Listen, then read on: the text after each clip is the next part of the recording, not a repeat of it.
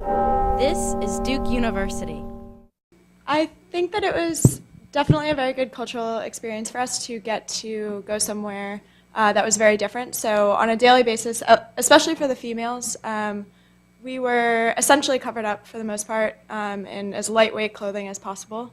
So that was on a daily basis. And then once we went to mosques or places of religious importance, then we wore the scarves. But on a daily basis, it was more about being conservative. As a kind of aside on that, it was definitely an interesting perspective to have, to be on the streets and to have a lot more catcalling, a lot more different relations from Egyptian men toward women. We were also very much, obviously, foreigners, very much, obviously, tourists. So we definitely called for a lot of attention when we were on the streets. So. So while I was in Egypt, I had this obsession with camels. And the first day we were in Egypt, I really wanted to ride a camel, and we were at the pyramids. But for some reason, we decided not to, and I was so disappointed. So when we found out that we were leaving, I think Anand, Jake, and I decided to go on an adventure and eat. And it was honestly like, it was booked through the resort we were staying at, so it was perfectly safe. But we went to like eat with Bedouins, ride camels, and go four-wheeling because it was it was the night before we were going to fly back to Cairo to go back to the U.S. And so figured we might celebrate. And so that was actually the only time we got to ride camels in Egypt because they don't just go walking around in the streets. So. I'd be curious, and I'm always curious about this when students apply, especially since the Arab Spring uprisings. When we had students going to Cairo, I'd also be curious to hear you guys talk about what kind of feedback you got from your parents when you said, I'm going to Cairo this summer, and what the communications with them were like over the course of your time. All right, I got this one. My mom's actually in the audience, so hi, Mom. So I get asked this question a lot. My parents actually told me, they were worried, but they said, you're 18, it's your decision, you can go if you want to. So I went. There's concern from everyone, especially family members, and it was fine. Call Mom every day, check in, until our internet started going out. Yay, Morsi. And communication got a little more sparse, and then particularly when protests started happening. And like we said earlier, the things that showed up on American news and in BBC were not particularly savory or were very representative of what was happening. And then people started getting a lot more stressed out at home, especially my parents. I had friends from high school that I hadn't talked to since high school who somehow knew I was in Egypt, Facebook messaging me, are you okay, what's happening? I'm like, I'm not anywhere near protests right now.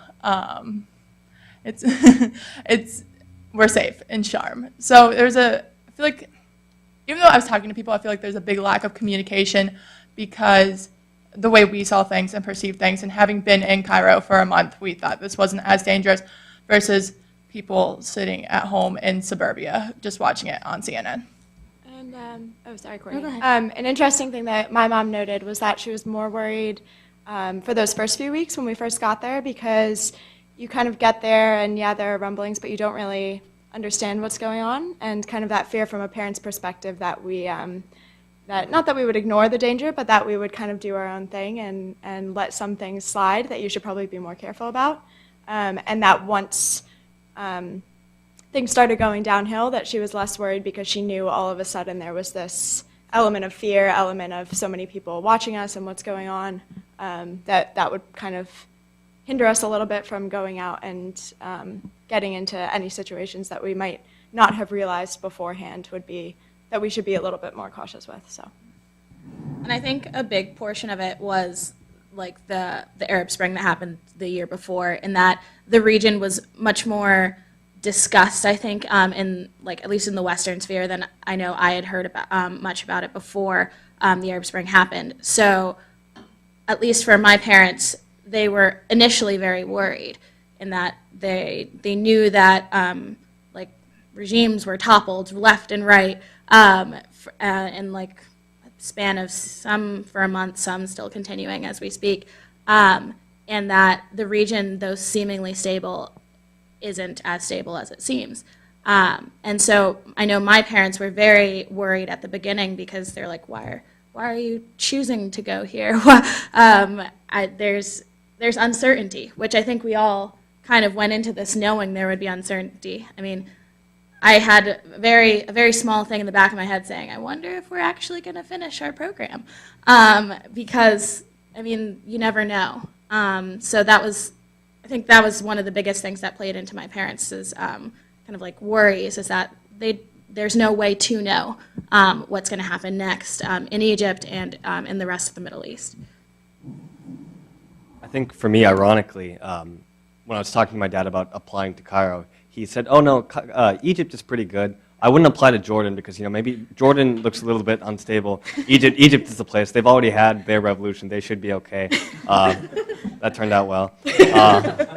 His second piece of advice was that if anything happens, just become really Indian really fast. And so it's just like start. And I tried this actually. I started talking to people, and then I told them that I was this Bollywood actor's cousin, and they just immediately start wow, it's a marked difference when you tell someone that you're an American.